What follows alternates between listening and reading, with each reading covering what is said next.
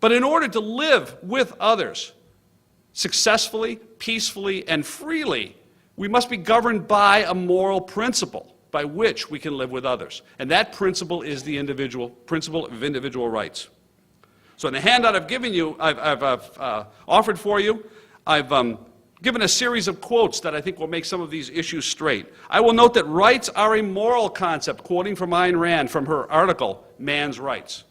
Rights are a moral concept, the concept that provides a logical transition from the principles guiding an individual action to the principles guiding his relationship with others.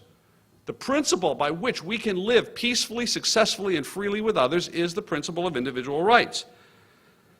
A right, in other words, she said, is a moral principle defining and sanctioning our freedom of action in a social context. To take that down very simply, when we live with others, we need to be clear about what our proper sphere of action is. And we need to be sanctioned in our ability to take that action. It is not true that our government allows us some freedom, puts up with some liberty on our part, has to tolerate free speech. If it does, that's an improper government. A proper government defends our rights to take these actions. What rights do is set each of us as an individual free from the predations of other men. Think for a moment, concrete terms. What is a greater threat to your life today? An attack by wild bears or the predations of other men? Who stands more likely to actually shorten your life, to take your efforts, to force you into spending half of your time expending resources in your own defense? Who's more of a threat to you? Wild animals? The threat of starvation, given that we live in an industrial society? Even the need for medical care. What is a greater threat to you, that or the predations of other men?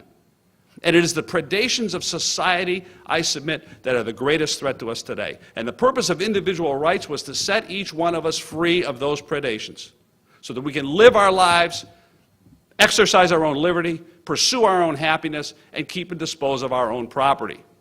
This, in the shortest nutshell I can do in 5 minutes, is what individual rights mean. Remember that rights are rights to act, and that there is only one fundamental right, the right to your own life. This means the right to engage, quoting Ayn Rand again, in self-sustaining and self-generated action. The right, quote, to take all the actions required by nature of a rational being for the support, the furtherance, the fulfillment, and enjoyment of his own life. The concept right pertains only to action, specifically to freedom of action, unquote. You have no rights to any things. Now, to claim that you have a right to things, that because I need food to stay alive, or health care to stay alive, and therefore that others must provide those things to me, is a blatant contradiction. This gives me the liberty to oppose the liberty of others. It gives me the liberty to violate the liberty of others, and that is a blatant contradiction. All claims that some product of others can be yours by right involve a violation of the rights of others and are a complete and logical contradiction. And this, in essence, going back to the nature of the human being, is why rights are rights to action. And any claim that you have a right to something, even if you desperately need it for your own life, is a violation of the rights of others. The source of rights, quoting Ayn Rand, is not divine law or congressional law, but the law of identity. Rights are conditions of existence required by a man's nature for his proper survival, unquote. The source of your rights is your identity as an individual human being. No greater lie about rights was ever stated than to say rights are granted by the government, offered by the government, given to us by the government, or given to us by others. If I may take the analogy between God and government further, if the government giveth, the government can taketh away. And the government does not grant us our rights, not a proper government. A proper government defends our rights because they defend individuals. A few words about a couple of observations about individual rights here. First off, note that there are no group rights.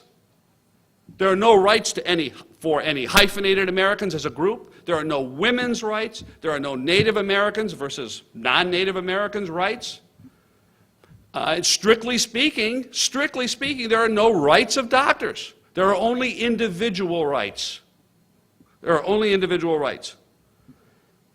Rights are recognized, not granted by nature of the individual. Consequently, there are, strictly speaking, no new rights ever to be created. There are new applications to be discovered.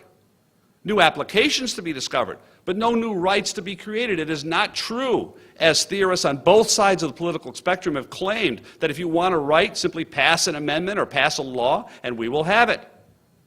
In fact, we may apply Gresham's law of economics to rights and say the more people have tried to multiply rights, the more, in fact, our fundamental and real rights have been violated. Because, again, this is a contradiction. Now, notice that in the Declaration of Independence laid down the principle of right to life, liberty, the pursuit of happiness. And then it followed after this that to secure these rights, governments are instituted among men. To secure these rights, governments are instituted among men. Now this, it should be obvious, sets the basic origins and purpose of our government. To secure these rights, not to violate them. That, I think, should be obvious. I want to focus on a different aspect of this. Think about the word secure. How does a proper government secure the rights of its citizens? And there is only one way it can do so, through physical force. Government has a monopoly on the retaliatory use of force over a given geographic area. And if it is a proper government, it uses that force to protect and defend the rights of its citizens. Uses that force, in other words, only in retaliation against those who would violate the rights of others through criminal activity, through force, or through fraud. Now imagine the moral inversion, and imagine the horrific consequences that would result if, by perverting the concept of rights into the rights of things to be provided by others, the government were to turn its force against its own citizens and use that force to redistribute the wealth of those who produce to those who do not. We'd end up with something called the modern welfare state. And you can see at every level then, at every level. The government we are seeing today, the rise of the modern welfare state, the rise of the socialist state, the rise of the administrative state, and this healthcare reform is a perversion of the basic nature of rights, a perversion of the basic purpose of government, and is turning physical force of the state against its own citizens. This is a moral issue, and this is what we must identify, and this is how I submit we should start this debate.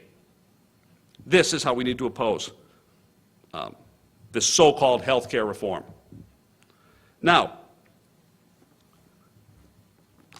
let me note a couple of things here more about rights. First off, these rights are based on a deeper moral identification. I'm going to leave most of this to your own Brooke, but I do want to note one part of this here. These rights are egoistic. This is not a social ethic of altruism.